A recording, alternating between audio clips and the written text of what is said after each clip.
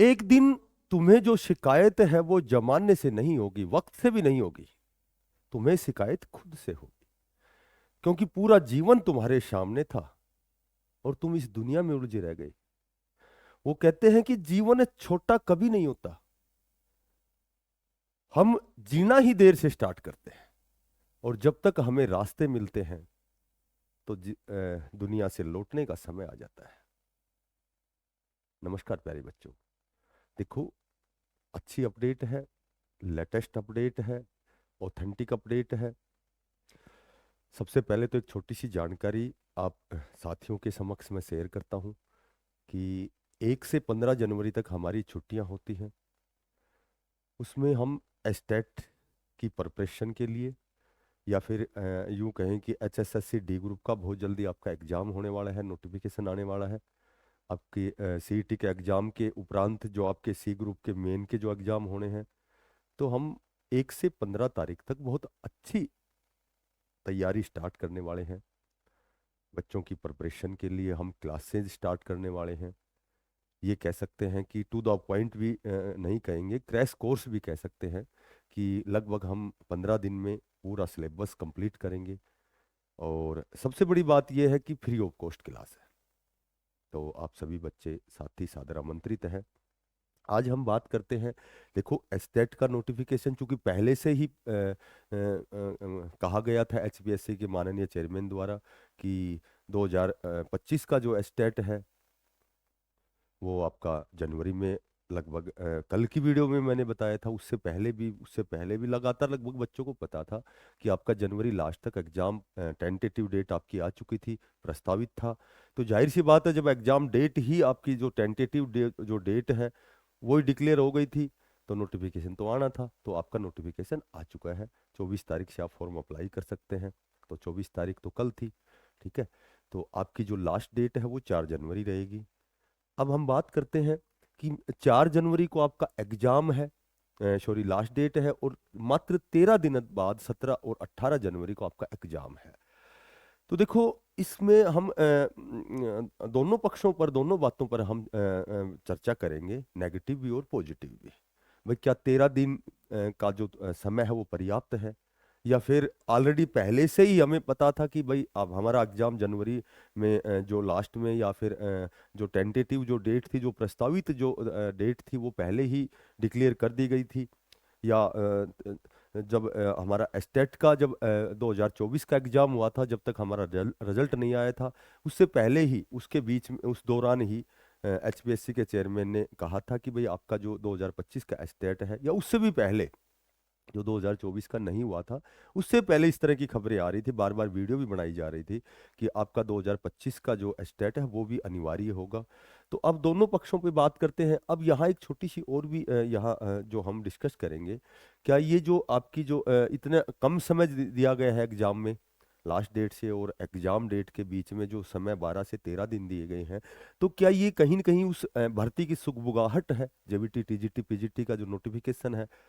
देखो, इस दोनों पक्षों में हम बात करेंगे।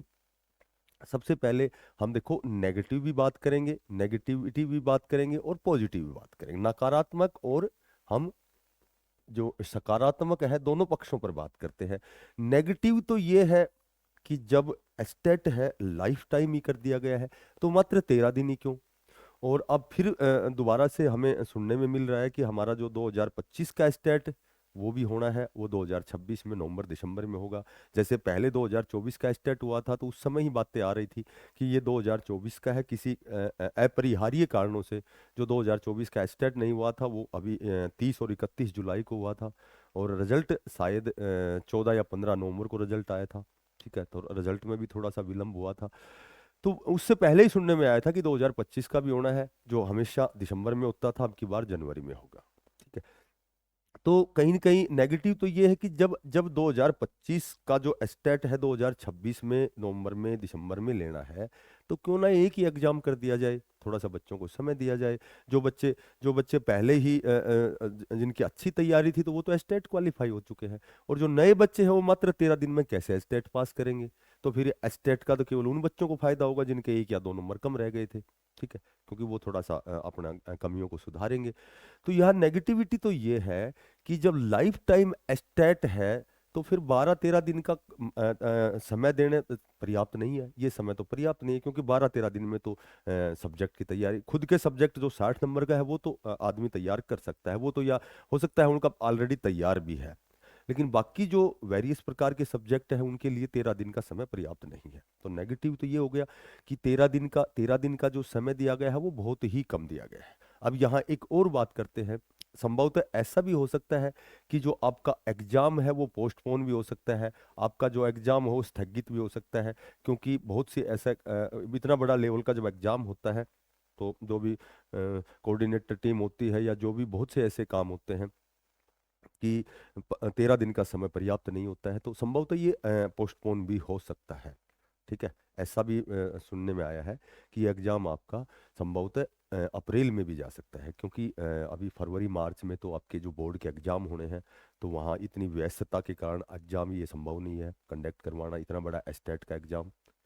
और नेगेटिव बात करें तो देखो, एस्टेट एस्टेट बहुत से ऐसे भी बच्चे हैं जो माननीय शिक्षा मंत्री जी को ज्ञापन भी सौंपते हैं कि जो रेस्ट ऑफ हरियाणा जेबीटी की जो भर्ती है 2012 में हुई थी, तो अब 13 साल हो गए उसकी भर्ती नहीं हुई है, जबकि एस्टेट नियमित समय अनुसार हर साल एस्टेट का एग्जाम कंडक्ट होता है।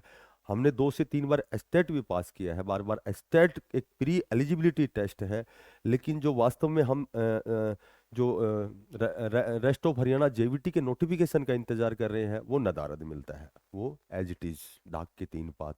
ठीक है, तो वो भी बार बार ज्ञापन भी सौंपते हैं कि भाई कम से कम जेवीटी की भर्ती की जाए। वो 13 साल से हम इंतजार कर रहे हैं, बार बार कितनी बार हम एस्टेट करें, लेकिन लेकिन हमारे पास विकल्प नहीं है।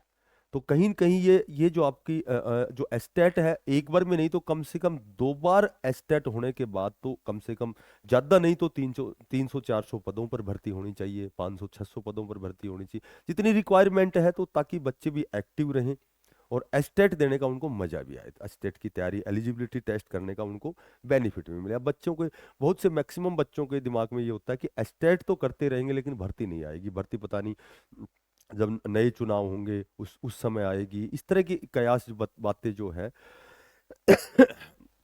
बच्चों में इस तरह की बातें सुनने को मिलती हैं कि केवल एस्टेट ही करवाया जाएगा और भर्ती नहीं आएगी।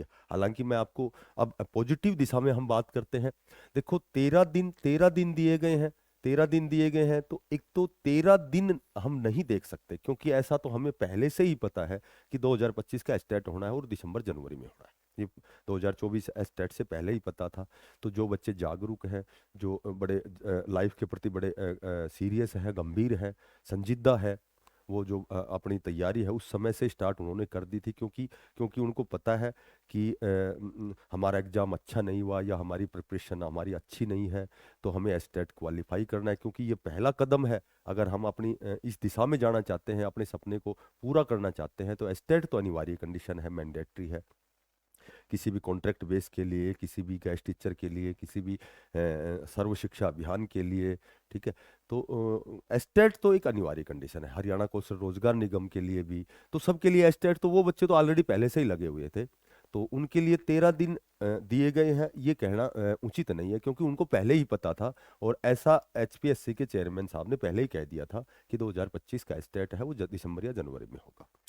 बात करें इतनी जल्दी एग्जाम और इतनी जल्दी नोटिफिकेशन के बाद इतनी जल्दी एग्जाम लेने का कारण, क्योंकि अभी कल की एक अपडेट थी, हाई कोर्ट द्वारा स्पेशल निर्देश दिए गए हैं कि जो राइट टू एजुकेशन है, आरटीई है, आरटीई जो 2009 में लागू हुई थी, तो उसके अनुसार जो रेशियो है अध्यापक और बच्चों का जो रेशियो है, कहीं कहीं तो है 25:1 का है, कहीं 30:1 का है, कहीं, तो ये जो रेशियो है इस कंडीशन को पूरी नहीं कर रहे विद्यालय, बच्चे स्ट्रगल कर रहे हैं।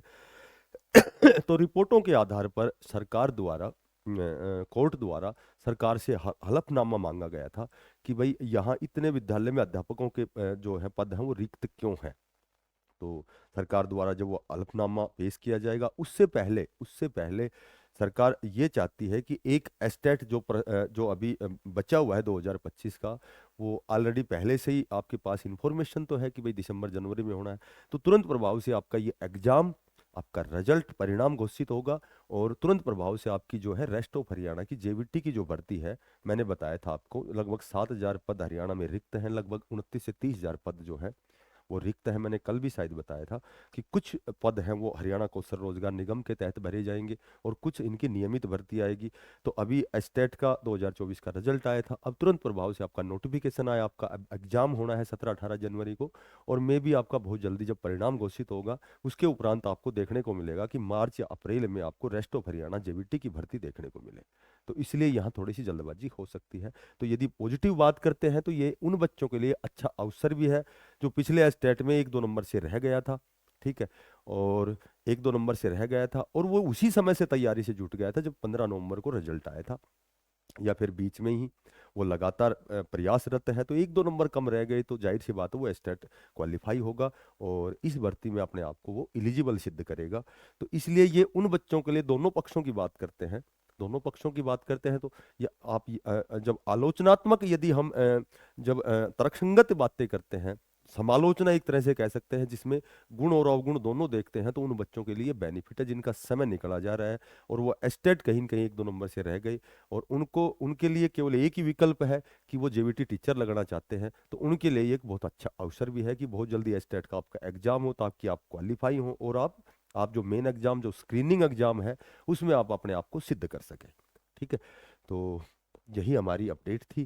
देखो साथियों से बड़ा विनम्र निवेदन है, बड़ी हम्बल रिक्वेस्ट है कि 1 से 15 तक हमारी क्लासें रहेंगी, ज़्यादा से ज़्यादा इस क्लास को शेयर करें और जो भी बच्चे नए हैं चैनल को जरूर सब्सक्राइब करें। बहुत अच्छे लेवल की क्लास होंगी, क्योंकि क्योंकि हमारा जो कोचिंग सेंटर था 1998 से 2012 तक कोचिंग सेंटर था, उसमें बहुत से लॉट ऑफ नंबर कैंडिडेट हैं, बहुत उन्होंने सफलता अर्जित की थी। तो हमारी बहुत अच्छे अनुभव से युक्त जो हमारे अध्यापक गण हैं उनकी क्लासेज होंगी और बहुत अच्छी क्लास होंगी। सभी बच्चे आप सादर आमंत्रित हैं। तो फिर मिलते हैं नई अपडेट के साथ, तब तक के लिए सभी बच्चों को बेस्ट ऑफ लक, सभी को धन्यवाद, राम राम।